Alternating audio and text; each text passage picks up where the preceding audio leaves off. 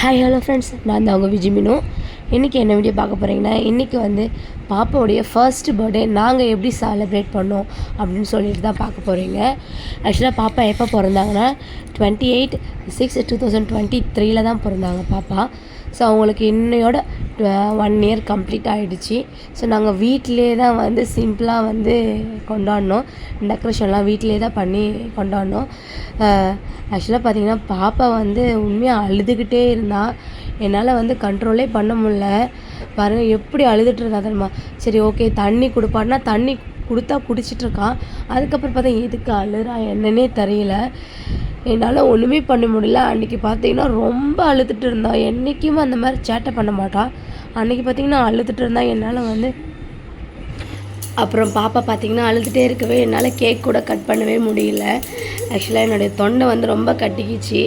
யார் தப்பாக எடுத்துக்காதீங்க, என்னுடைய வாய்ஸ் இது கிடையாது, தொண்டை கட்டிக்கிறதுனால அப்படி இருக்குது. அப்புறம் நானும் சரி ஓகே அழகான்னு சொல்லிட்டு உள்ளே கூப்பிட்டுட்டு போயிட்டேன். சரி அப்புறம் எங்கள் ஹஸ்பண்டு அதுக்கப்புறம் எல்லாருமே அதுக்கப்புறம் கேக் அவங்களே கட் பண்ணி கொடுத்துட்டாங்க. ஏன்னா ரவை கூட அடங்கவே கிடையாது, கத்திக்கிட்டே இருந்தான். ஃபோட்டோலாம் எடுக்கவே இல்லை பாப்பாவுக்கு. நாங்களும் சுத்தமாக ஃபோட்டோ ஷூட்டே பண்ணவும் கிடையாது.